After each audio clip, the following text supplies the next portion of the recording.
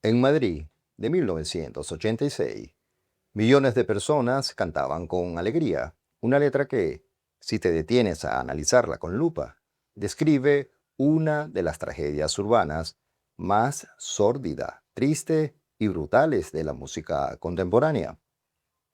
Nos vendieron una historia de amor y desamor, pero lo que realmente nos entregó Nacho Cano fue una radiografía social implacable. Un retrato de la España de la transición que prefería mirar hacia otro lado y una crónica roja sobre la infidelidad, el engaño y una traición que terminó fatalmente. Hoy voy a compartir con ustedes el contexto histórico de la canción Cruz de Navajas. Después de ver este video, nunca volverás a escuchar esta canción de la misma manera. Soy Rafael Ángel Martínez. A mediados de la década de los 80, España está viviendo una época de efervescencia absoluta. Tras el fin de la dictadura franquista, el país experimenta una explosión cultural, la famosa movida madrileña. Hay una sed insaciable de libertad, de fiesta, de romper con los tabúes del pasado. Todo el mundo quiere salir a experimentar y vivir a flor de piel. Pero las transiciones políticas y culturales nunca son perfectas. Mientras las luces de los platós de televisión y los escenarios brillan con colores de neón, las calles de las grandes ciudades, especialmente Madrid, se esconden una realidad mucho más gris y peligrosa. La heroína está causando estragos en la juventud. La tasa de desempleo es alarmante. La delincuencia común en los barrios periféricos es el pan de cada día. Es en este ecosistema de contrastes brutales donde nace la banda Mecano, como el máximo exponente del pop. Al principio se les acusaba de ser un grupo pijo, es decir, de clase alta, superficiales, que solo cantaban sobre fiestas, maquillajes y amores adolescentes, que solo querían divertirse. Sin embargo, a medida que los hermanos Nacho y José María Cano maduraban como compositores, su mirada sobre la realidad española se volvió mucho más afilada, casi periodística. Se dieron cuenta de la homosexualidad, el suicidio, las adicciones y, en el caso que nos ocupa hoy, la degradación de la vida conyugal y la violencia urbana.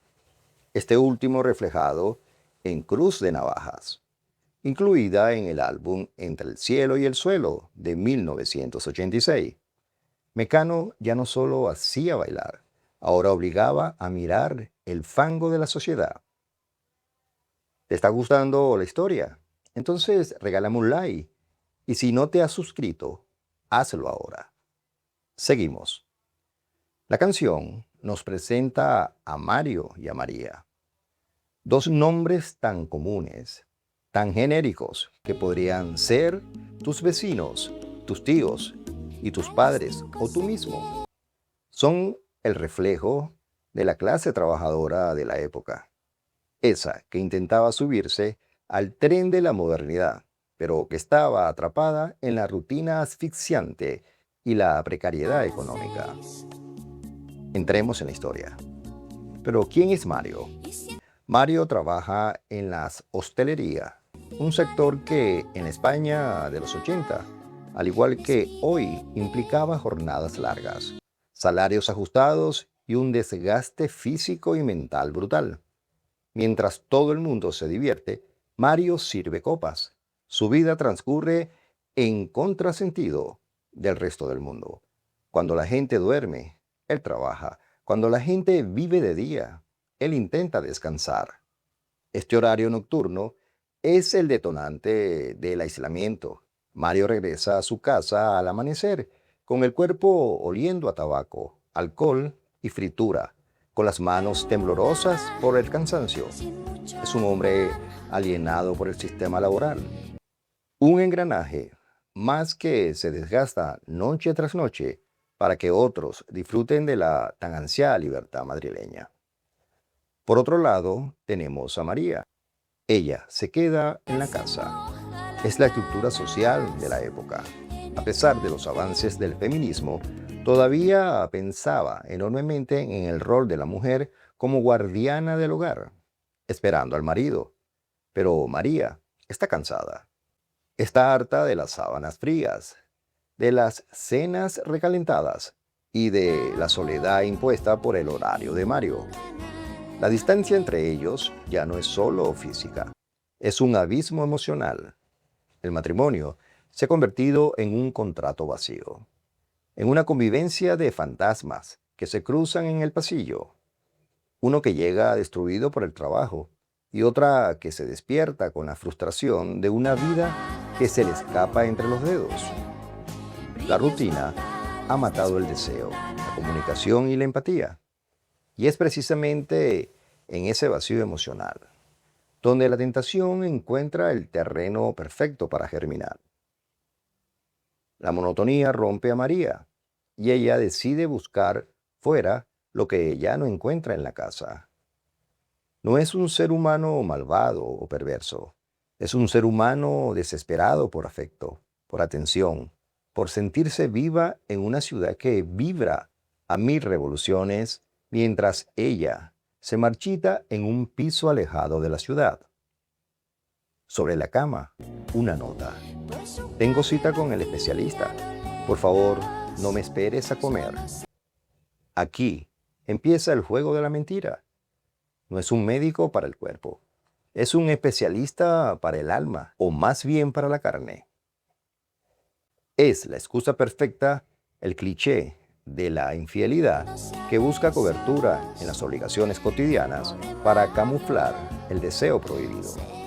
María planea su escapada aprovechando que Mario supuestamente estará durmiendo, atrapado en su dinámica de descanso tras la dura jornada en el bar. Lo que María no sabe y lo que introduce el factor del destino trágico en esta historia es que ese día en particular, el destino tiene otros planes. El azar juega a su carta más sucia. Mario sale antes del trabajo a buscar los abrazos de su esposa, el calor humano en medio de su fría rutina.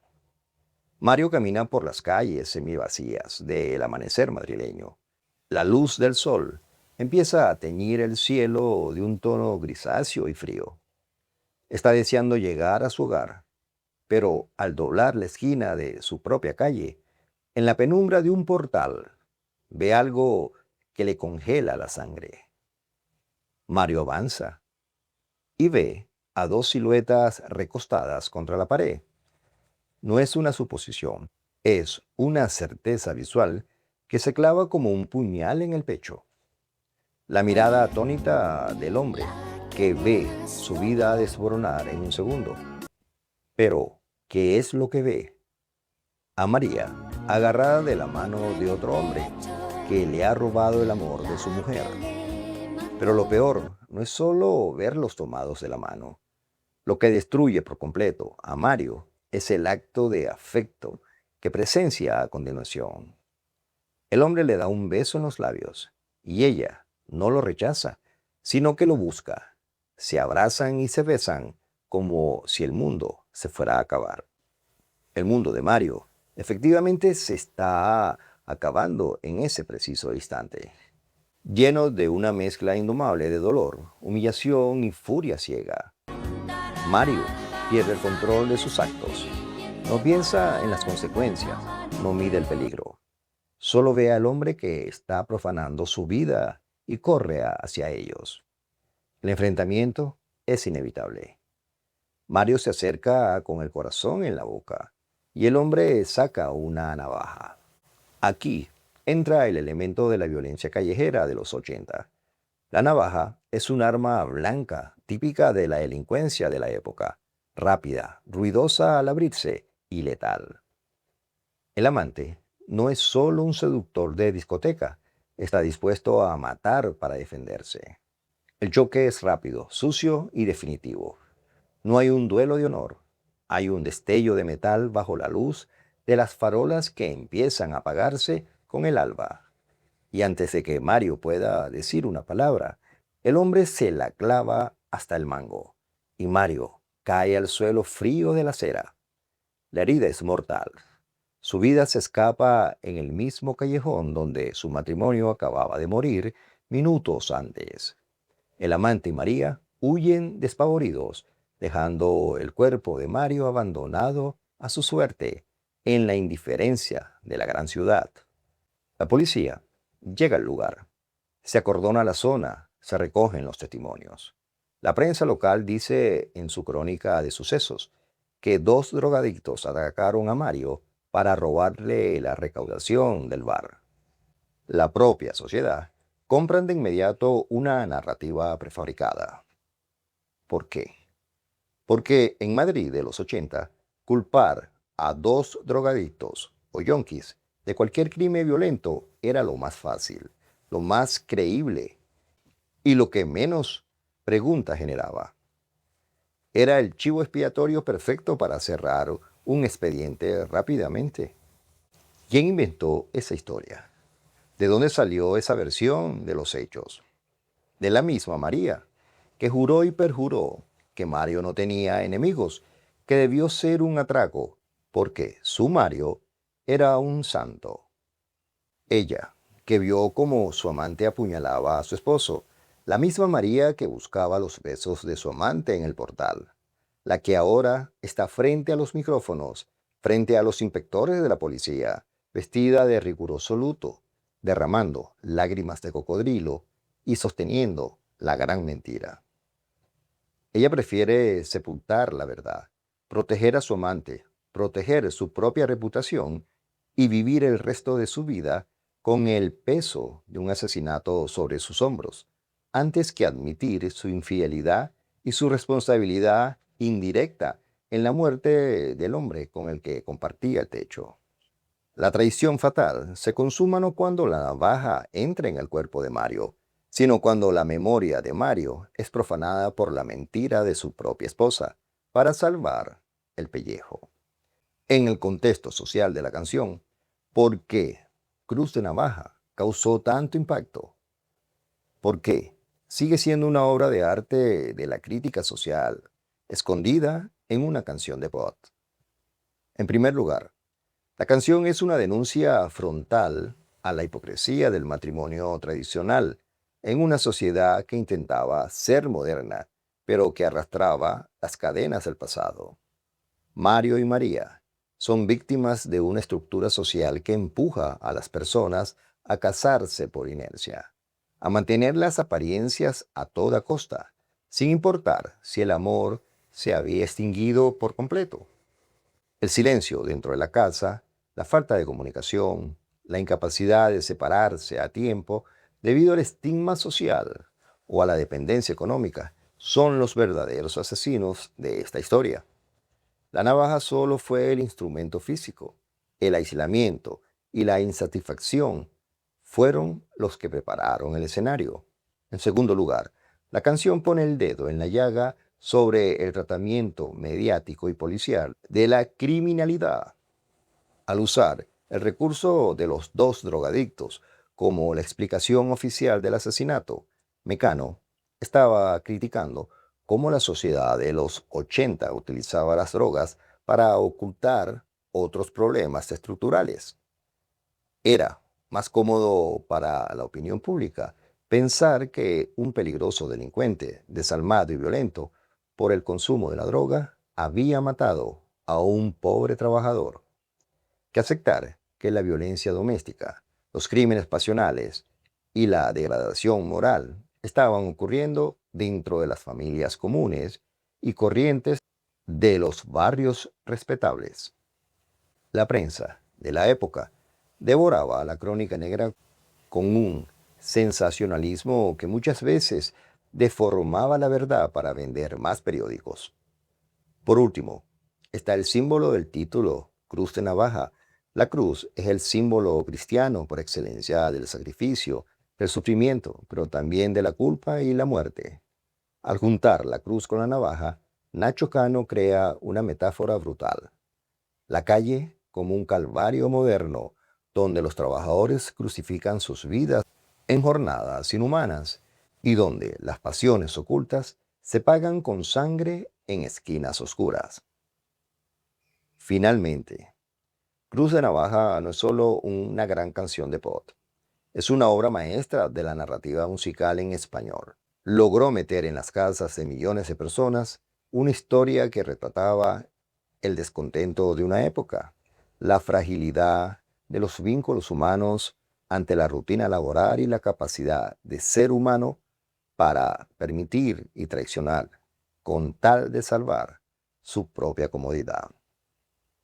Cuando volvamos a escuchar la voz de Ana Torroja, ya no veremos una simple coreografía de los 80.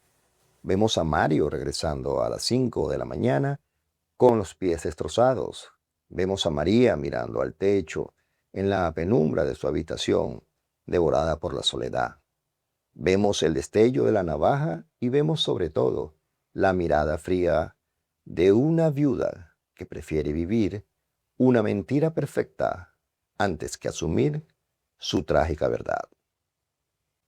Si esta historia te ha sorprendido y te ha hecho descubrir una dimensión completamente nueva de una canción que creías conocer de memoria, dale al botón de me gusta, suscríbete al canal y activa la campanita para que no te pierdas ninguna de nuestras historias en vinilo, porque la música que escuchas todos los días está llena de secretos oscuros, historias reales y mensajes ocultos que los artistas lograron colar en la radio comercial sin que la censura o el público se diera cuenta.